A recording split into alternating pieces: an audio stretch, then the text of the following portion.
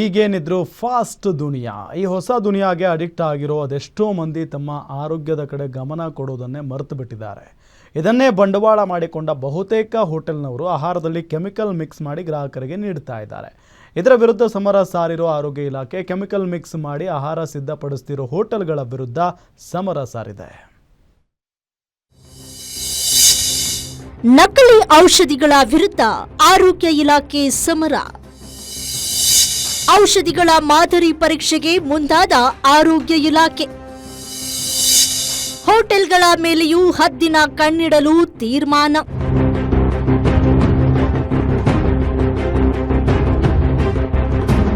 ರಾಜ್ಯದಲ್ಲಿ ಆಹಾರ ಸುರಕ್ಷತೆ ವಿಚಾರದಲ್ಲಿ ಕಟ್ಟುನಿಟ್ಟಿನ ಕ್ರಮಕ್ಕೆ ರಾಜ್ಯ ಆರೋಗ್ಯ ಇಲಾಖೆ ಮುಂದಾಗಿದೆ. ಕಳೆದ 2 ತಿಂಗಳಿನಿಂದ ಆರೋಗ್ಯ ಇಲಾಖೆ ಕಟ್ಟುನಿಟ್ಟಿನ ಕ್ರಮ ವಹಿಸಿದೆ. ಕಳೆದ ಜುಲೈ ತಿಂಗಳಲ್ಲಿ 1433 ಔಷಧಗಳನ್ನ ಮಾದರಿ ಪರೀಕ್ಷೆ ಮಾಡಿದ್ದು, ಅದರಲ್ಲೇ 53 ಅನುತ್ತಮ ಅಂತ ವರದಿ ಬಂದಿತ್ತು. ಇದರ ಜೊತೆಗೆ ಆಯುಷ್ ಔಷಧಿಗಳು ಆಹಾರ ಸುರಕ್ಷತಾ ಅಡಿಯಲ್ಲಿರಲಿಲ್ಲ.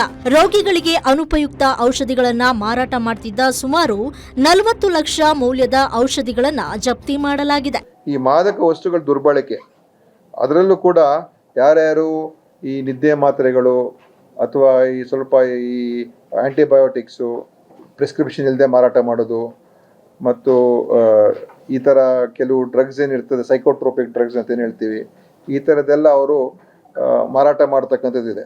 ಅದರಲ್ಲಿ 279 ನಾವು ಪರಿವೀಕ್ಷಣೆ ಮಾಡಿದೋ, ಅದರಲ್ಲಿ 231 ಅಂಥವ್ರ ಮೇಲೆ ಈಗ ನಾವು ಶೋ ಕಾಸ್ ನೋಟಿಸ್ ಇಶ್ಯೂ ಮಾಡಿದ್ವಿ. ಅಂದರೆ ಅದು ಸೀರಿಯಸ್ ಪ್ರಕರಣ ಅಂತ. ಕೇವಲ ಮೆಡಿಕಲ್ ಶಾಪ್ಗಳಷ್ಟೇ ಅಲ್ಲ, ನಕಲಿ ಔಷಧಿ ತಯಾರು ಮಾಡ್ತಿರೋ ಸಂಸ್ಥೆಗಳ ಮೇಲೂ ಮೊಕದ್ದಮೆ ದಾಖಲು ಮಾಡಲು ಅಧಿಕಾರಿಗಳಿಗೆ ಸೂಚಿಸಲಾಗಿದೆ. ಔಷಧಿಗಳ ಜೊತೆಗೆ ರಾಜ್ಯಾದ್ಯಂತ 3689 ಆಹಾರ ಮಾದರಿಗಳನ್ನ ಕಲೆಕ್ಟ್ ಮಾಡಲಾಗಿತ್ತು. ಇದರಲ್ಲಿ ಕೇವಲ 17 ಮಾತ್ರ ಅಸುರಕ್ಷಿತ ಅಂತ ಬಂದಿದ್ದು, 406 ಘಟಕಗಳಿಗೆ ಈಗಾಗಲೇ ದಂಡ ವಿಧಿಸಲಾಗಿದೆ. ಅಷ್ಟೇ ಅಲ್ಲದೆ ಅಂಗನವಾಡಿಗಳಿಗೆ ಭೇಟಿ ಕೊಟ್ಟು ಆಹಾರ ಮಾದರಿ ಕಲೆಕ್ಟ್ ಮಾಡಿ ಪ್ರಯೋಗಾಲಯಕ್ಕೆ ಕಳುಹಿಸಲಾಗಿದೆ ಎಂದು ಮಾಹಿತಿ ಕೊಟ್ಟರು. ಆಹಾರ ಪದಾರ್ಥ ತಯಾರಕರು ಸ್ವಚ್ಛವಾಗಿ ಇಟ್ಕೊಳ್ತಕ್ಕಂಥದ್ದಕ್ಕೆ ಇದು ಮಾಡ್ತಾ ಇರ್ತಕ್ಕಂಥ ಕ್ರಮ. ಆಮೇಲೆ ಈ ಕಳೆದ ತಿಂಗಳು 603 ಅಂಗನವಾಡಿ ಕೇಂದ್ರಗಳಿಗೆ ನಾವು ಭೇಟಿ ಕೊಟ್ಟಿದ್ದೀವಿ, ಪರಿಶೀಲನೆ ಮಾಡಿಸಿದ್ದೀವಿ.